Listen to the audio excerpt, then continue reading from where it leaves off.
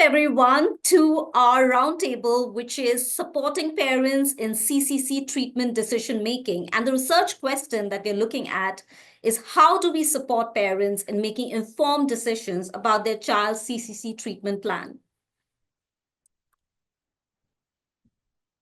We will be having simultaneous interpretation in Spanish for the entire duration of this roundtable. Nicole and Felipe are our Spanish translators for this session, and they've joined us from Chile. At the bottom of your screen, you will see an interpretation button. If you would like to continue to listen to this session in Spanish, then please select Spanish. If you would prefer to continue listening in English, then select English. This would enable you to be able to hear all Spanish to English translations that take place during the discussion, during Q&A. I am your host, Neeti Daftari. I am a program manager of global initiatives at Transforming Cleft, and I'm also co-host of the COCP, and I'm calling in from Toronto. And it is my pleasure to introduce our two lovely co-chairs, Dr. Nicola Stock from the UK. She is a research psychologist at the Centre for Appearance Research in UK, leading multiple national and international craniofacial projects to improve psychological health and treatment experiences for individuals and their families globally. And we have Sarah Horn from the United States. She is a cleft and craniofacial speech language pathologist and director of global speech and hearing programs at SmileTrain. So over to you, Nicola and Sarah. Thank you so much, Neeti. It's wonderful to be here. Nicola and I have had such a great experience working with our SIG members, and we're really looking forward to sharing our data and our presentation with you. So thank you for being here. Our group was composed of, as you can see, a multidisciplinary representation. We had psychologists, speech therapists, cleft charity leaders, orthodontists, surgeons, and the ENT and audiologists. So we were grateful to have all of the contributions from those different disciplines, as well as the countries represented, as you can see on the slide there. Next slide, please. These are our wonderful members of Solutions Group 4. You will be hearing from many of them today, and we're looking forward to discussing the topic with you. You can go to the next slide. Our background, or our focus was, how do we support parents in making informed decisions about their child's CCC treatment plan? So I'm going to pass it over to Dr. Nicola Stock for our first portion. Thanks so much, Sarah, and welcome everybody. We have a hard act to follow after the first two solution groups, but we'll do our very best to keep the momentum going. So as Sarah said, our research focus is around supporting parents in CCC treatment decision making. So as Hugh would say, you are in the right place. And the reason that we believe that all of this is important is because we know from research in high-income countries that treatment decision making is not always carried out in the best way. So we know that patients and families, for example, can lack the information and guidance that they need to make informed decisions. Also, that patients and families may not fully understand the implications of treatment. So, for example, the risk of complications or the length of the recovery period.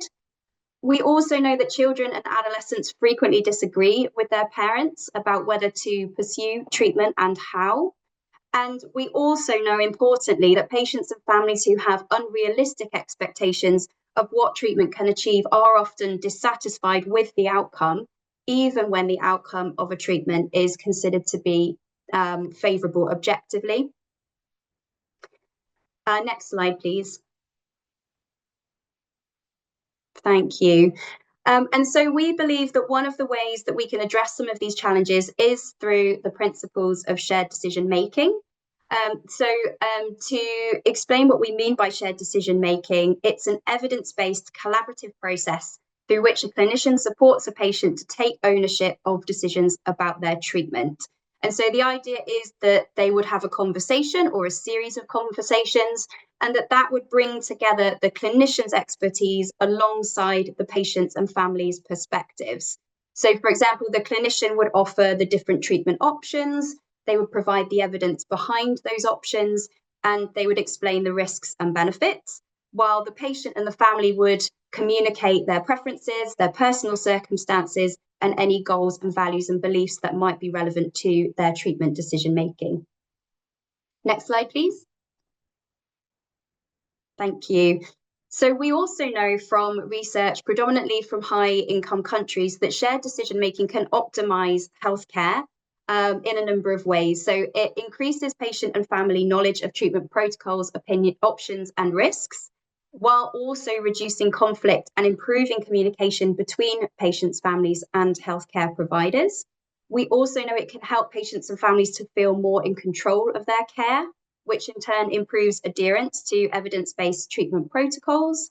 And importantly, we know that it can reduce decisional regret and increase treatment satisfaction, which ultimately reduces the burden of care and optimizes the use of limited healthcare resources.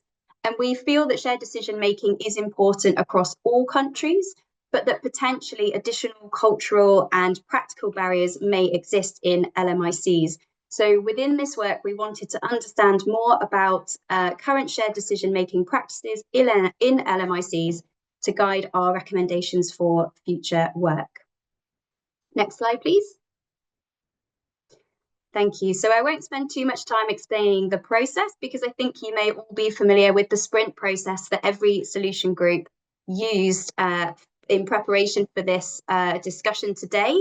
But very briefly, we studied some key resources before we came together, and these resources included a Circle of Cleft Professionals webinar on shared decision making, alongside a rapid synthesis of evidence, also focused on shared decision making. We then discussed these resources within our group and reviewed any relevant literature. And we held 4 fantastic, very interactive group discussions in which we developed and distributed a survey to healthcare providers in high, middle, and low-income countries. And a big thank you to all of you who contributed your perspectives to that survey, because we had a fantastic response. We then, of course, analysed and discussed those results, which led to the development of the 5 recommendations for future work, which we will share with you today. Thank you, Niti. So we had, as you can see, 162 responses to our survey from 30 countries overall, which again is fantastic. Most responses were from LMICs, with Sub-Saharan Africa winning the absolute prize for the most represented region. Speech and surgery were the most represented disciplines, and respondents had 9 years of cleft experience on average, so a great, fantastic spread there. And so we're really happy and excited, as Sarah mentioned, to share these results with you and the recommendations that followed. And in the results that we discuss, we'll mostly focus on the responses from participants from LMICs. So it is my absolute pleasure to hand over to my colleague Laval to outline the first 2 recommendations for you. Just before I do, and as Sarah has mentioned in the chat, please do feel free to post any questions and comments as we go through these recommendations, because we'd absolutely love to hear from you during the roundtable discussion. Thanks everyone very much. Laval, over to you. Okay, thank you very much everyone for listening. My name is Lawa Amedolaito. I'm a speech and language therapist from Nigeria. And as she rightly said, we've made certain recommendations, but I'll basically be speaking about the recommendations that we've made for families as well as children and young people. So our first recommendation here is that we are to ensure parents and caregivers are given the opportunity to participate fully in the decision-making process. And this should be done by co-developing culturally sensitive guidance, resources, information, especially for about individuals with cleft lip and palate. We should provide them with information about their options, their benefits, as well as the risk. Next slide, please. Okay, so the rationale behind this first recommendation is that we actually found out that 18% of our survey, the reports from the participants in this work, showed that they reported lack of interest and engagement in SDM from patients, from families as a barriers to implementing SDM. Some of our respondents, they also noted that patients may defer to healthcare providers and not actively participate in the decision-making process. For instance, I know in Nigeria that in most cases, our patients with clefts, they basically believe that the healthcare provider knows best. So it is whatever it is that they actually say, that is what is actually the norm for them, or that is what they would want to like follow. But this is not the principle for shared decision making. Everyone should be carried along, most especially the child, the parents of those with cleft lip and palate. Also, we identified cultural norms, literacy, and language or dialect differences as barriers to implementation of shared decision making in many regions, as 31 and 41% of our respondents respectively, they identify that cultural norms and patients or family literacy are barriers to implementation of shared decision making. For instance, I saw one of the questions, sorry that I'm quickly taking it. For instance, in Nigeria, one of the cultural norms is that you can't take any medical decision about a child without the father, without the male figure in the family, without them being an active participant in the decision making. So you might run into some trouble if you don't actually carry the father along in the process of maybe you're deciding if a surgical procedure should be done or if they need speech and language therapy, for instance. So those are some of the cultural norms I know, for instance, in Nigeria. Next slide, please. So our second recommendation here is specifically for children and young people, and we believe that children as well as young people should be given an ample opportunity to participate in the decision-making process, and this can be done by co-creating culturally sensitive resources to help patients understand the treatment option that should be available to them, the benefits, the risk, and empower them to discuss their needs, as we understand that different regions actually have different cultural norms that could possibly impair the implementation of SDM, as I mentioned earlier in my region, some of the cultural norms. So next slide, please. So the rationale behind this particular recommendation is that a considerable number of our respondents, they reported not having the right information, tools, and visual aids to actually support families with SDM. Similarly, I know, for instance, I am a speech and language therapist. I know, for instance, that some of the information that my patients ask or they want to know is that, oh, when is this whole process, when is it going to end? They want a visual representation of, okay, when am I expected to do a surgical repair? When am I expected to see the orthodontist? When am I expected to start speech and language therapy? And we believe that providing them with accurate information, culturally sensitive information, culturally sensitive tools and visual aids would help them, would support the patients as well as their families with being involved in the decision making as well. Okay, so next slide, please. Okay, so the rationale behind this for recommending this is that children as well as young people should be given the opportunity to be involved in this, as our survey shows that the cultural beliefs can actually influence the treatment decisions. Similarly, children and young people's needs and preferences may not always be considered. I also know that in Nigeria, for instance, regardless regardless of the feelings of the child, regardless of the risk that a surgical procedure might actually pose on the health of the child, the parents believe that they know best. They actually believe that if you are the parent basically believe that if they tell you this is what should be done, this is the surgical procedure that will benefit your life, you must actually follow through. So they are not necessarily like taking into consideration the feelings of the child, their needs or whatever. So we also, and then the other rationale behind this is that some of the some of the reports from our respondents shows that we need to understand the complexity of shared decision making in family and take into account the multiple perspectives. So I will be yielding the mic to Manju to give the other recommendations. Thank you so much. Thank you so much, Lowell.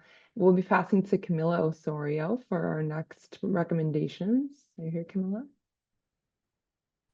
Perfect. Thank you so much. All right, so our third recommendation focuses on healthcare providers. While share-making decision is widely recognized as beneficial, we still see that not all providers actively engage in it. So to address this, we recommend developing standardized training to help healthcare professionals to understand the importance of share-making decision and overcome the challenges and limits of its implementations. Next slide, please. I think another belief that we found is that a lot of healthcare professionals believe that patients and families should only be given limited information about their treatment. Our findings indicate that 71% of the respondents believe that training would be beneficial for healthcare professionals in improving share-making decision practices. If we want share-making decision to be effective, we must ensure that healthcare professionals understand not only its value, but also how to apply it in a way that fosters meaningful collaboration between patients and families. Some providers still believe that the less patients know, the better, which discourages active patient participation. To shift this mindset, we think that we need to develop culturally sensitive training programs that encourage providers to involve patients and families in share-making decisions rather than just simply indicating their treatment plans.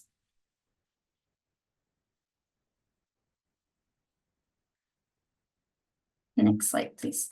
So recommendation number 4. Before I continue, I do want to highlight the difference between recommendation number 3 and recommendation number 4. It's still centered around healthcare providers. Recommendation number 3 was mainly about training healthcare professionals to understand and implement share-making decision, while recommendation number 4 will focus more on the resources and materials health professionals might need in order to support share-making decision in their practice. So our 4th recommendation emphasizes equipping healthcare professionals with tools they need to engage in share-making decision effectively. Our survey found that 70% of our respondents indicate that share-making decision resources for healthcare professionals would be helpful. To address this, we propose co-developing cultural and sensitive tools and guidelines that ensure share-making decision is recognized and a core practice within healthcare teams.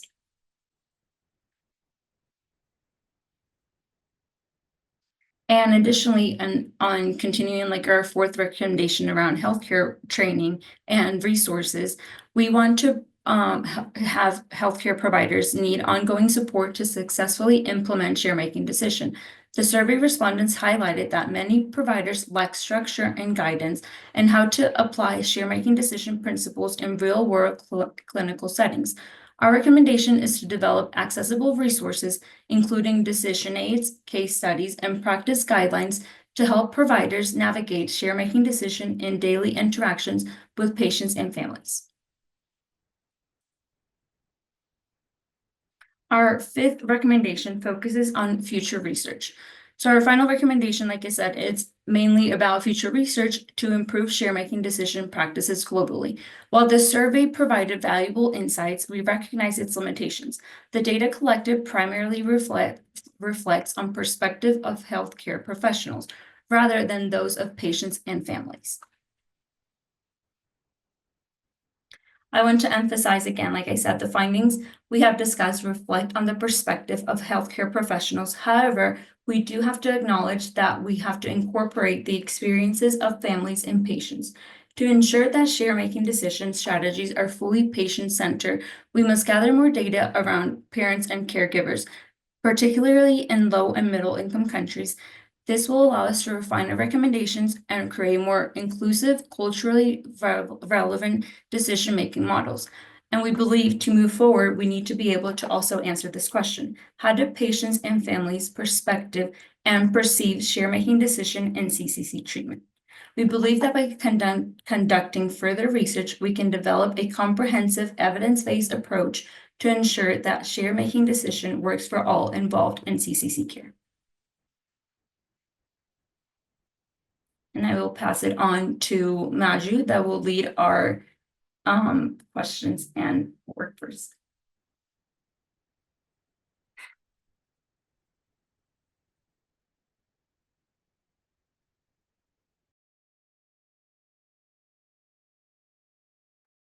Neeti, do you mind moving to the next slide? And I think Manju, we're ready for introduction to the roundtable. Maybe one more slide, Neeti. Hi, Manju. Yeah. Hi, thank you, Neeti. Thank you all. Thank us for a great presentation. We were looking at supporting parents in treatment decision making, where we were dealing with multiple domains, affecting it in terms of cultural norms, literacy, awareness, many factors. So, and as we can see that in the chat, there are lots and lots of questions that have come up. So I guess we can start off with the first question, which is meant for the whole group, which was raised. What strategy group members facilitate shared decision making in their context? So if the group members could just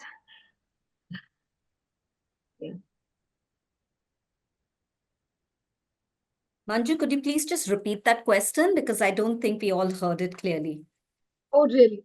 Okay, sure. What strategies do group members currently use to facilitate shared decision making in their context?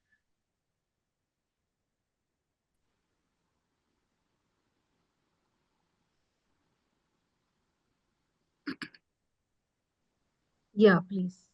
Looks like we Fernando, have a please. hand from Fernando. Go ahead, yeah, and anyone can feel free to share Yeah, what strategies they're using for shared decision making right now. What helped me in my practice is I find that educating the parents first regarding cleft provides them with the necessary information to understand what the condition is, what are the problems, and what intervention is needed. And in that sense, they have something to think about and something to contribute to the decision making. The reason why some parents do not participate in the decision making is because they have very little information about the condition. Now, if parents understand what the condition is all about, then they can ask questions, they can contribute and provide suggestions on what they think their children needs in terms of intervention and what they need as parents in terms of psychosocial support. So for me, education is the first step towards empowering the parents to participate in the decision-making process. That's all. Thank you. Thank you. Sarah, you're about to say something, I guess. Yeah, it looks like Felicity has her hand raised, and then happy to move on to another question if there's no more responses. Felicity? Oh no, go ahead. I'll wait. No, feel free. Okay. No, please. Okay. Oh, sorry, I hadn't got my camera on either. What a superb presentation, and so much thought gone into it. And I think I loved, you hit the nail on the head. So much of it boils down to culture, doesn't it? It's about educating the parents so they know enough to ask the right questions. And it's about culture. But one area of culture that I think is particularly challenging is the perceived importance of the voices of some professions in the multidisciplinary team versus the voices of others. And that is a really tricky, and I think we all know, I'm probably referring to surgeons versus nurses or social workers and even speech pathologists. And I think unless that is openly addressed, it becomes all too easy for a surgeon to say, well, no, he'll be better if I revise his lip, whereas maybe there are psychosocial interventions that could make a big difference. But there is a mindset amongst the public that an operation is the answer. That is fed into by some surgeons. And I think it's until there's more of a genuine mutual respect in teams, that imbalance is going to persist. And I think the imbalance also persists when people don't see patients together, because there's no consensus. The patient probably sees a speech pathologist separately and then a surgeon separately, and they could hear two conflicting opinions and they're left to make sense of it. And probably the more pompous, important, charismatic clinician wins, which is not good. Very, very bad. So what are your thoughts about that? And I apologize, but I'm not one of those surgeons, hopefully.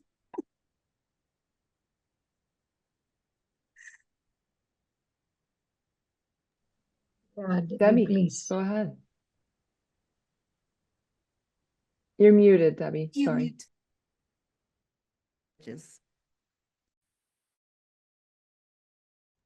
Sorry, you're still muted. You're still muted. Muted. There you go. Wait. It keeps No. muting you back. Yeah, it's muted. Yes. Now you're good. I mean, some voices are heard and some are not. Exactly. Very So good point. true. So first of all, before we talk about the surgeon sort of hierarchy issue, which you just talked about, I just wanted to say something about what Fernando said. And for me, one of the things that was really important that came out from the group was this need for information, layered information, because actually that's almost like the foundations and the building bricks that the parent needs before you can get into the detail of any shared decision. Is that a shared decision making? That's number one. Number two, going to your point, Felicity, in the survey, we asked a question about who should be doing the shared decision making and leading on it, if you like. And actually, it was interesting to see that all the professions listed virtually were actually ticked. So it didn't come out as more dominant for the surgeon. And when we reflected on this, actually, shared decision making, of course, the obvious one to think about is, going forward with surgery. But actually, we do shared decision making with our pet patients when we're talking about a contract, if you like, about speech therapy and what that means and what they've got to sign up to and the practice. Or it might be the shared decision making with the audiologist about should it be hearing aids, should it be grommets, and actually having the clinical evidence and then the parents providing their response to that, particularly, for example, hearing aids. So I think that the survey didn't actually come up with that sort of real hierarchy of the surgeon in the way that perhaps we thought it would. Nikki, would you like to comment on that? Because I know we discussed it in the group.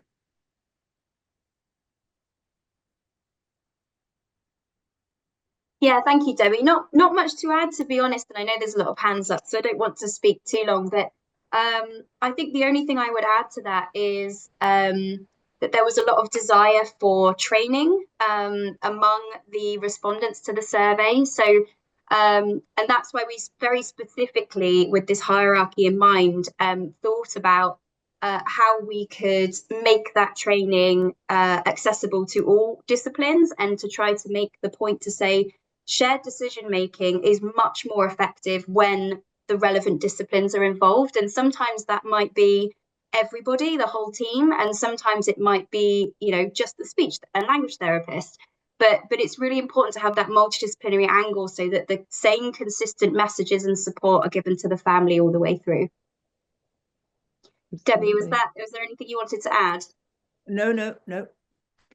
If I can chime in just for a second, and then I'd love to pass it to Gareth. I thought it was very interesting, as Debbie shared, to see that the respondents felt that shared decision making was a shared responsibility, but with regards, that's how they feel it should be. But then some of the barriers, 30% of our respondents indicated that individual health providers do not have enough influence or involvement in the treatment to be able to implement shared decision making. So I think it's important to highlight the difference between their belief that it should be a shared responsibility and then those barriers that do get in the way of the actual execution of that. Gareth, go ahead. Yeah, a couple of points really, firstly to reinforce what we were hearing from the Philippines about the importance of having the knowledge in order to ask questions. I think the more information a family can get prior to an appointment, the more they're likely to want to interact and ask. How you get that information to them is difficult, but if there's a support group, that's certainly one source of information that's been tried and tested, certainly back in the UK with Clapper. The second point I want to make is maybe people do feel in the clinic situation that they can't ask questions or certainly can't ask questions that they might perceive to be silly or awkward. And I wonder whether the clinic is actually the best place to tackle some of this communication issue breakdown or not working forwards. Whether there is an opportunity to actually have someone to talk to the family after an appointment in a waiting area or some other mechanism that actually takes it out of the clinic environment. Just something to think about. So.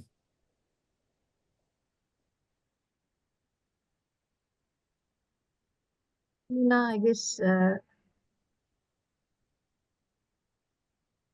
yeah.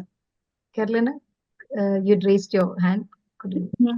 Gracias. Puedo hablar en español, ¿verdad? Audible.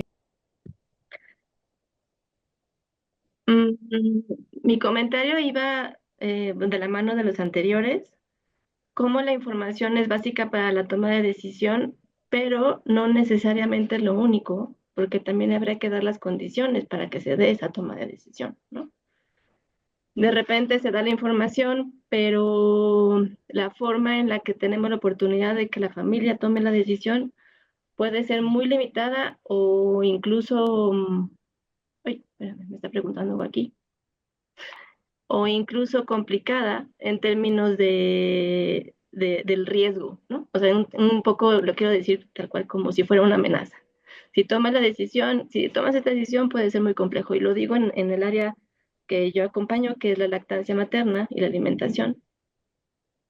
Y la forma en la que podemos ofrecer la alternativa de que las familias alimentan a sus bebés, a sus hijos, hijas, con una fisura, tiene que ver mucho con el fondo y con la forma, ¿no? Y con el acompañamiento que se le pueda dar en el proceso. Entonces también tendríamos que hablar de un sistema que tenga la capacidad de acompañamiento. No solo la toma de decisión, sino el acompañamiento a la toma de decisión. Eso me parece importante nombrarlo, y también reconocer lo que acaba de decir el compañero anterior acerca del tiempo, ¿no? El tiempo para una toma de decisión compleja es mayor, y entonces se requiere mucha más explicación y muchas veces atender muchas cosas emocionales que acompañan a las compañeras de trabajo social y demás para poder ejercer esta toma de decisión informada, ¿no? De parte de los padres, de las madres y supongo también de los adolescentes en su caso. Entonces, desde ahí tendremos que mirar cuál es el objetivo primario, y me encantó esta mesa. Muchísimas gracias. If I may just stop you, Carolina, for a second, and if I could request either Nicole or Felipe to please just translate that in brief in this room. I can go ahead, Nidhi, and translate it. My camera's not on because my internet's bad. But Carolina was mainly mentioning that it's not only about making informed decision, it's also about time and this system that kind of goes along with helping parents and families reach a decision. So it's not only providing them the information, it's also like the system has to sort of help them be able to make the decision. So I can briefly answer Carolina as well. Carola, mira, yo creo que eso es súper importante. If I may just a second, Camilla. So for anyone who would want to speak in Spanish, if you could just go into the interpretation button and then select Spanish, then we can have simultaneous interpretation.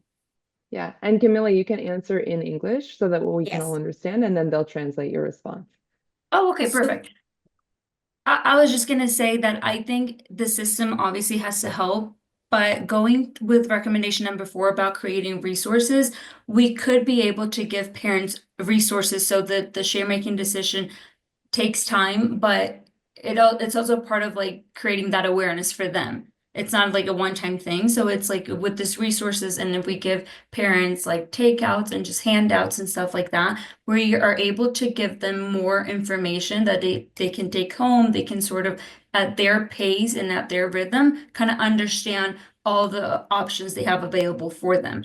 And I know, Carolina, you mentioned that you work with breastfeeding and like lactation consultant. So that's also like important because that's something that you give a consultation at the office, but they go home with the information. So I think having like these resources created for parents is going to be a great support for them on share making decision.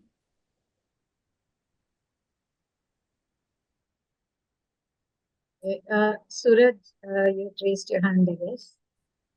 No, no. Thank you all so much. It's an interesting topic, but I take a different stand. I don't think I will burden the families with more information because they're already going through a lot. I think the challenge is more because the professionals do not have a mindful communication. So it is professionals who need to get trained to have a conversation where they should be ready for this shared decision making, because there are instances which will happen, a small question like who told you, how did you get to know, who is going to do the treatment. These questions when asked, it becomes very difficult for the parents or families to progress. So giving that space for the family is important. And beyond that, in many of the LMS regions, there is some, patients have a lot of, they are grateful to the treating team because they are receiving free care. So when they're receiving free care, how much space do they have to ask questions, and how would that be accepted? I think these are very important points, which the team should be ready, and team should have somebody like a social worker who will take the family from this place to next place. So, I think that perspective has to be first before giving information or educational materials for parents, because they're already burdened with too many things. So I think the professional should be ready, and the first step should be from there. Okay, Lowell, I guess you're waiting, please. Okay, thank you very much. Regarding the information from different professionals colliding, I know that one of the things that we actually discussed in the group was that if we can have some sort of layered information given to the patients and families of those with cleft lip and palate, if one of our participants actually recommended that we can have a situation where we have an MDT meeting or an MDT shared decision making first. Then after that, we can then have a situation where the parents and the parents and then the child with cleft lip and palate is meeting different professionals, and they can make shared decision with different professionals without having a situation where whatever information they are providing is colliding with that of other professionals. So we are having an MDT shared decision making first. Then after that, we can then have a singular professional meeting at each level to actually discuss different situations. Thank you very much.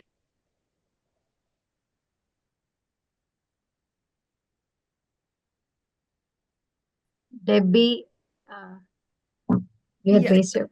Yeah, no, I'm just picking up on what Suraj said, and also what Lawa just said, and this idea of information, because actually, to be fair, when I started the group, I didn't appreciate that need for information. I was straight into that experience of shared decision making.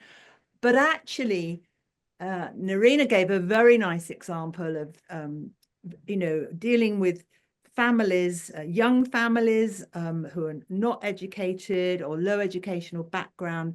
They have a cleft palate. They don't understand the need for the cleft palate to be repaired. And there's no need, you can't go into shared decision making until you give them some basic information. And so I do think that there needs to be some education of individuals before we go into that, you know, this is the surgery, this is how we could do it this way, we could do it that way, and that's the risk, that's the benefit. You can't do that until actually somebody's even at a point of understanding the need for surgery. So yeah, okay, enough.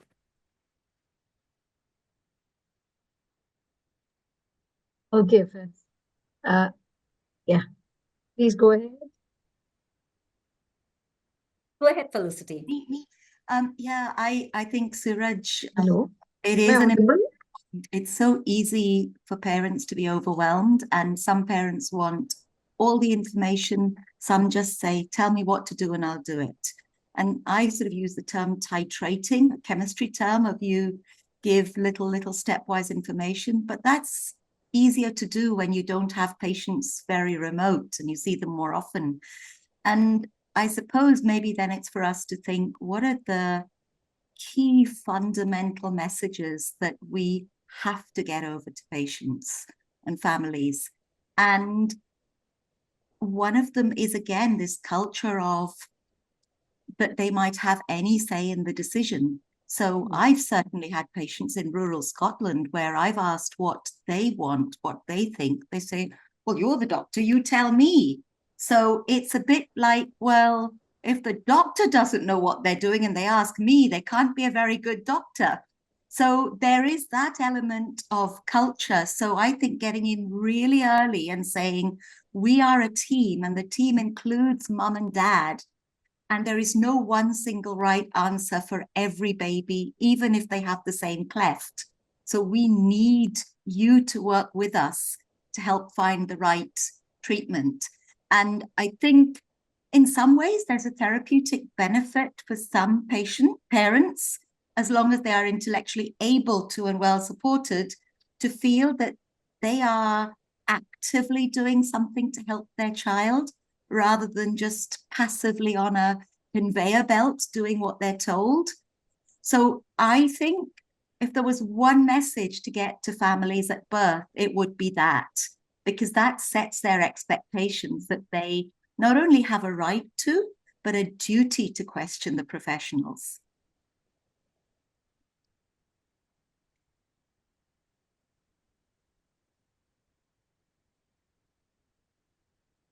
Thank you so much. Absolutely. Absolutely. Is there any responses to that? Or I wanted to share some of the qualitative data for further discussion, but any other comments or responses on those couple of individuals who spoke up? Thank you so much. Zainal, anything? Yes, this is Zainal from Malaysia. I just would like to share a comment that I made in SG3 in the session before this, because some of you would not be in SG3. What I tried to do was try to connect with the plenary session that talks about the discharge of a baby from a hospital. So in this context, what is it that we tell the parents at that point of discharge? And to me, that is a very important starting point to build knowledge into the parent, either to give them hope or to give them some realistic expectation and some advice or tips that they will not be left alone, and that there'll be someone along the way who is going to help you.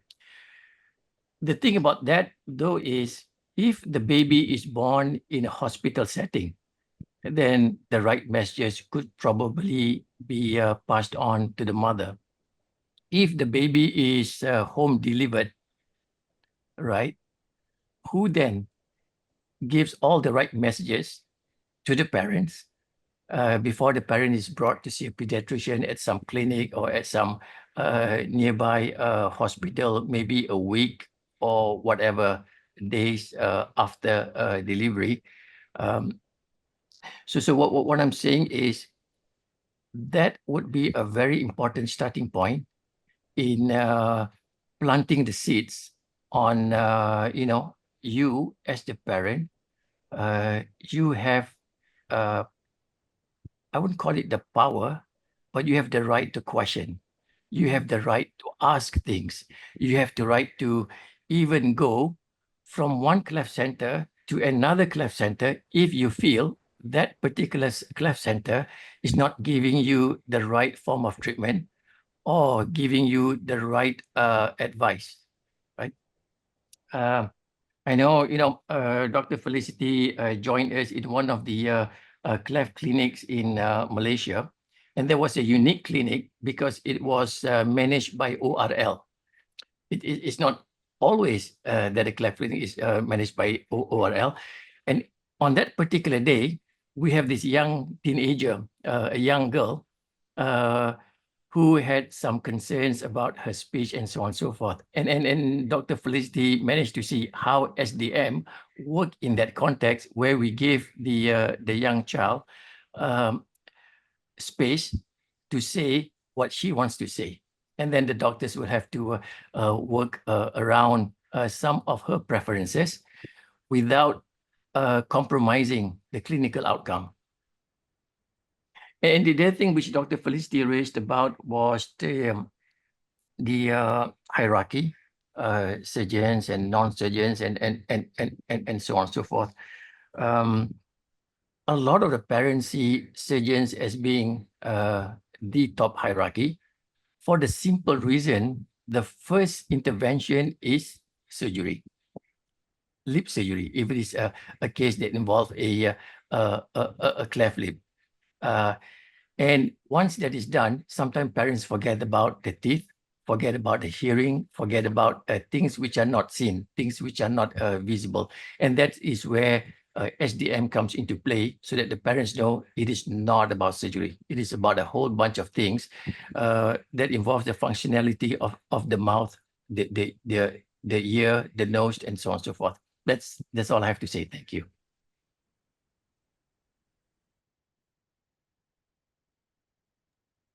Thank you so much, Zainal. It looks like we have a hand up. Go ahead.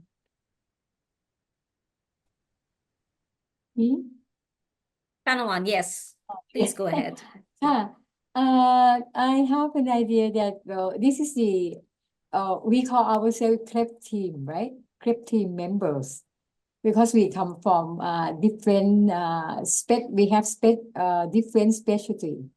So as you know, some of us, in our team, sometimes, we also have some struggle, because we have to understand that each of us study in different fields. And then different fields have a lot of technical terms. And then sometimes it's very difficult to say simple words, simple vocabulary to the caregivers.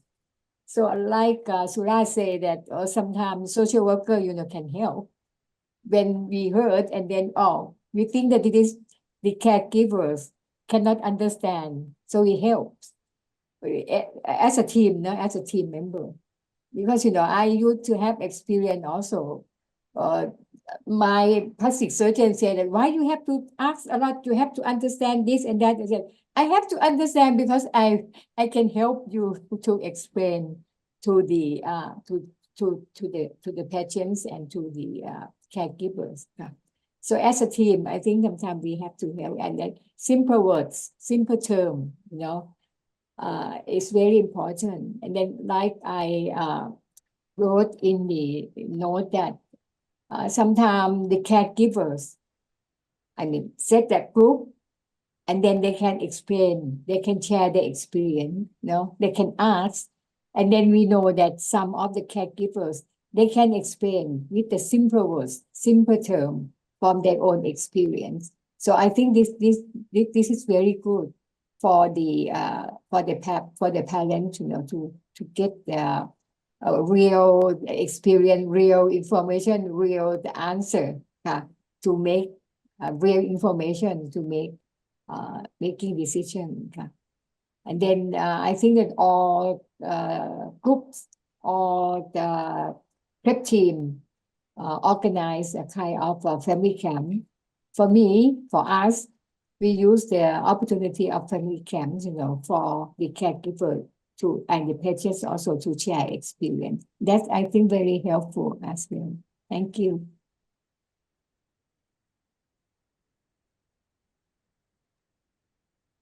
Thank you so much. Absolutely, using that patient-friendly language is crucial, especially with the language and literacy, the barriers noted in our survey about language and literacy, especially important in those contexts. I thought I could share for a bit more information. We did do a qualitative analysis of the responses, the open-ended responses about barriers in cultural norms. There was a question in the chat about asking for some examples about the cultural norms that are serving as barriers that were voiced in our survey. I'll quickly run through a couple of them just for your information and for discussion topics. I'm not sure if any of you have experienced these or if have additional to add, but one of the themes we found were deference and compliance. So respect, fear, politeness, trust regarding the medical professional. Some quotes such as, if the surgeon tells a patient what is good or bad for them, patients usually trust them. Patriarchal norms, which has already been noted. Cultural beliefs and attitudes such as influence over the treatment decisions. So the involvement of spiritual leaders or other community gatekeepers as kind of part of the decision making. Also lead a lack of participation in care. Sometimes the families believe that the quote is, families believe clefts are due to witchcraft, so they fail to seek medical intervention or to be proactive in their care. Patient-family literacy, which we've already noted. Cleft provider motivations, so the organizational hierarchy, this has been noted as well. And a reluctance to introduce new practices or resources. This is also something that was noted by the healthcare providers who responded, which is important for us to consider when we're thinking about developing resources for the providers as well. Anyone have any similar experiences or additional cultural norms they'd like to voice or contribute that have served as barriers to their shared decision-making implementation? Suraj, I see your hand. No, I just, while you were saying about the myths and beliefs, there is one point which came into my mind. Beyond all of this, the family dynamics makes a very important point in shared decision.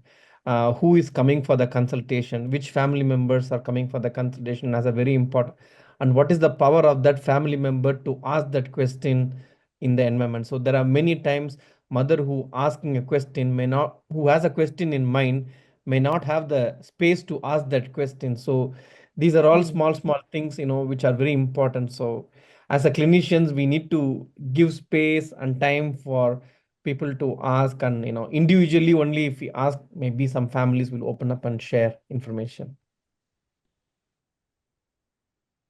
Absolutely, Suraj, thank you. And I think you also noted in the chat that there's obviously an additional cost if both parents or other family members come to the hospital as well. So another important consideration.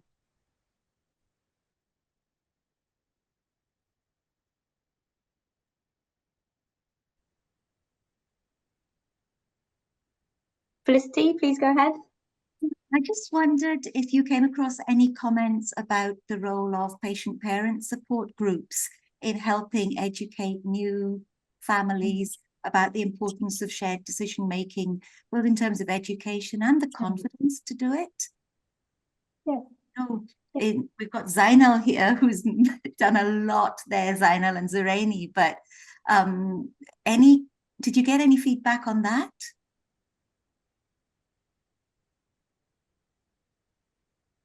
Felicity, I'm not sure we did in the survey, but I think that's fantastic suggestion. And I think Zainal will have something to add to that. Right. And when you look at our recommendations from SG4, we have 5. 2 relates to parents and young adults based on the feedback from healthcare providers. 3 and 4 relates to healthcare providers based on healthcare providers' feedback. And we have a recommendation number 5, that is to approach the parents themselves. So in the survey, that was not included. Wasn't intentional per se, but there was something that we uncovered that we felt we needed to do in order to close the gap and answer a very important questions. What do parents feel about this? And when we talk about parents, that would include the parent support group as well. The views of a parent may be very case specific. The views of a parent support group will be a lot broader because they have seen many different multiple cases being handled by multiple cleft centers in multiple areas.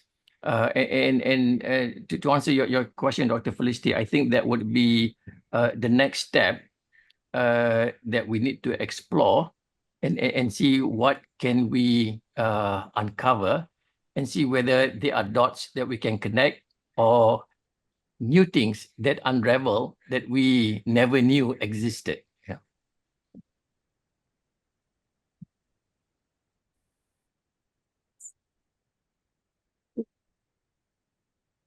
Thank you so much, Zainal. Absolutely. I also thought, I know that I saw a lot of interaction in the chat regarding resource development, and as that was one of our recommendations, I wanted to share some of the data we got on our survey regarding resources and what's most effective for the respondents that we polled. I also would love to hear from the group if they've been using any, had success with certain tools, or any comments on what tools or resources or visuals would be helpful.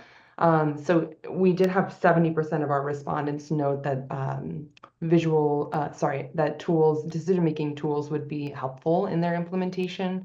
And we did ask about the most effective educational methods that they feel would be helpful with their patients and families. And primarily print resources, as opposed to verbal discussion was obviously a huge portion, but print resources, which I think goes along with the idea that we don't want to overload the patient and family with lots of information that they may not be able to marinate on later, particularly when it comes to decision making. I think Sarah noted in the chat, none of us make decisions in a split second, especially important decisions about treatment and care. So print resources were noted as what would be helpful, as well as limited text visual resources and video resources as compared to written text resources, which I think also notes the barriers with literacy and language barriers as well. So would love to turn it to the group if you have used any resources. I think there was one note in the chat about a tool that had been effective and some people asking about sharing that tool. So if there's anyone who's had success with certain tools, visuals, strategies, or if you have any ideas on what could be helpful, as one of our recommendations is for resource development.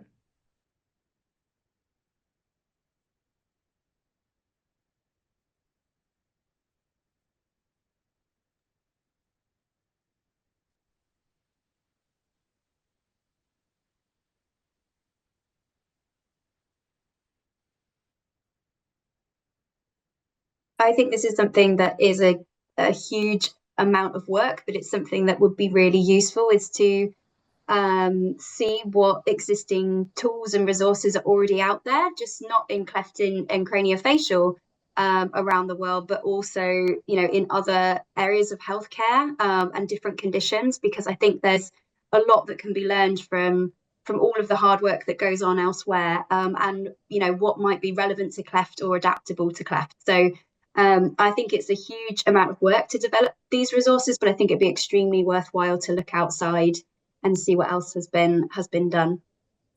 So if we have some resources that we've used in the past, should we send them to a particular person or to the committee? Because it would be nice to look at and see what different people are using and then take the best from the best. So who would we send it to? So Anne, it would, I could respond to that. I think it would be lovely, Anne, if you could post that on Circle, or if not that, then you could also share it to the CUCP on info@cleftcircle.org. We'll share our email ID on the chat, but feel free to post it on Circle yourself, and we'll make sure that these resources are available in a space where people can access it. Great. Yeah, thank you. I would also add to that, I'm currently will be undertaking shortly a review with Sarah Kilcoyne of all of the different tools and resources and guidelines that are out there in relation to decision making, which is fantastic for all of the work that's been published. But particularly if there's resources that you use that are not published and are not publicly available, that would be really helpful to have that included. So thank you.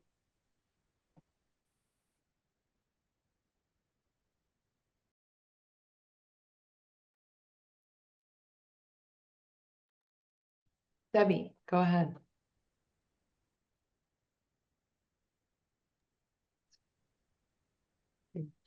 Nikki, your review that you're intending to do, is that going to be covering lower middle income countries as well as high income countries?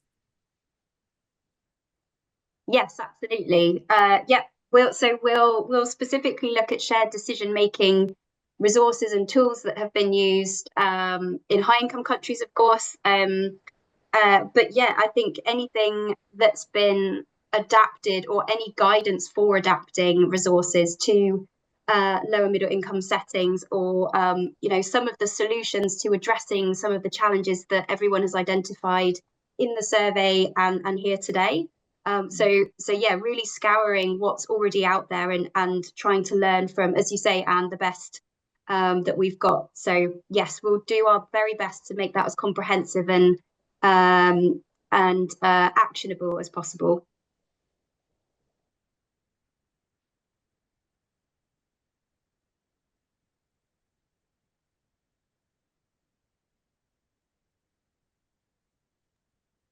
I'm just going back through the chat because there were so many fantastic questions and comments and that we can come back to. And there was a lovely, interesting dialogue between Brian Summerlad and Caitlin Marichal about the role of a psychologist and how we're very privileged in high income context to have a psychologist often on our CLEF teams and as integrated into the team.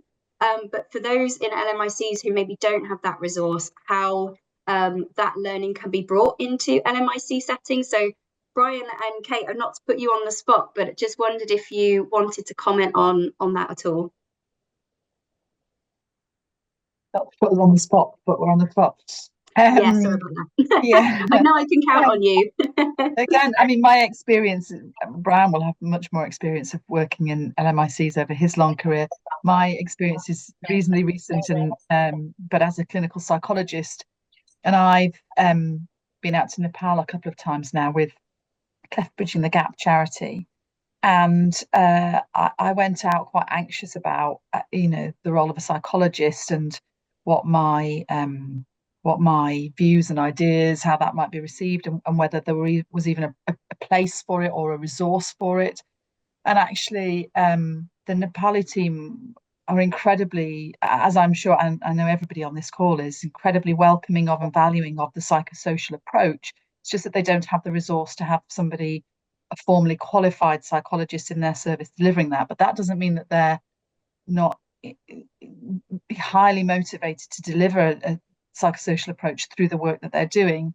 And so we spent a lot of time thinking as a team there, with the Nepali team, about ways in which they're already bringing those approaches and other ways in which they can introduce that. And a lot of that is through, the workers in the team who have the most contact with the families, just having a bit more understanding about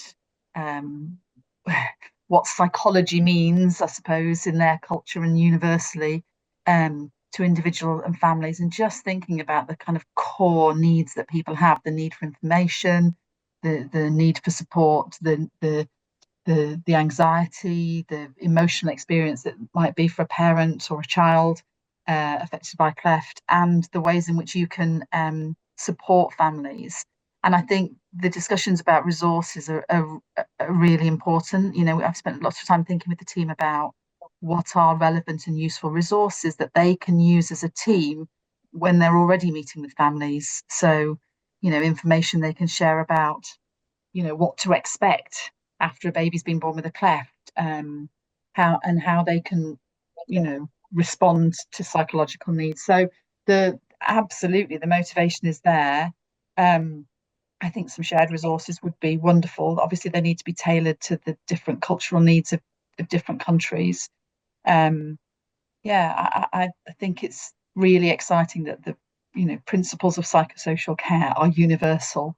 And actually, my experience has been that everybody is really on board about that, and there are ways in which we can encourage and support each other to deliver that as part of a comprehensive package of care in any setting, in any team. I think that was me waffling. If you put me on the spot, I always waffle. No, that was great. I knew I could rely on you. Thank you very much, Kate. I know Brian's going to add something much more succinct and expert. Brian, I think you have the final word before we wrap up. No pressure. Can I just say that we've learned so much in the UK by the addition of psychologists to the team, and I think there has to be a way of spreading that information around. Obviously, I'll use Bangladesh as an example. There's no way that a psychologist can be involved with every patient in Bangladesh, but the psychologist can educate the team. And there are other team members, for example, nurses, who can learn some of the principles of shared decision making and getting the families involved by, for example, seeing all the patients before they come in to ask them about the questions that they might like to ask, and seeing them afterwards to see if their questions have been answered. So I think this is something that really needs to be expanded, and especially in countries where the decision making is very much from above. This is a way of trying to encourage the decision making from below. Thank you so much, Brian. Absolutely. And we're going to wrap up. We have about 1 minute left. So I just wanted to first thank you all so much for this important discussion. I think everyone here knows how important this topic is, and it's very clear that there's so much more discussion work to be done. I think this topic in particular is crucial to have the multidisciplinary and the international representation in this conversation. So thank you so much to all of you for speaking up, for being active in the chat, and also thank you so much to the COCP team. We're grateful for your leadership here, and Niti, thank you for being our host and our fearless leader. I will pass it over to you to wrap up. Thank you so much. I do want to say thank you, a big thank you for having such an engaging and lively discussion. And to the co-chairs, Nicola and Sarah, you'll have been wonderful throughout this 2-month process, and our 11 solutions group members from 10 different countries. We've been working together over the past 2 months, and these 5 recommendations have come together with a lot of thought and inputs put by the entire group throughout this 2-month process. So thank you so much. And the inputs that you've shared here within this session itself is going to make that so much more richer. And so, yeah, we are now going to move on into the closing plenary. So in order to move to the closing plenary, all you need to do is go back to your circle page and then log into or just move into the closing plenary session. So I'm going to just share my screen in case any one of you would want to know how exactly to move to that next page. You will be able to see it here. So all you need to do is click into leave to get out of this Zoom meeting, and then move on to the closing plenary, which you can see from the enter the conference page. That is the only event that you will right now see. So you just need to click into this and then go into join virtual plenary. See you all. Thank you so much. Thanks, Nicola. Thanks, Sarah.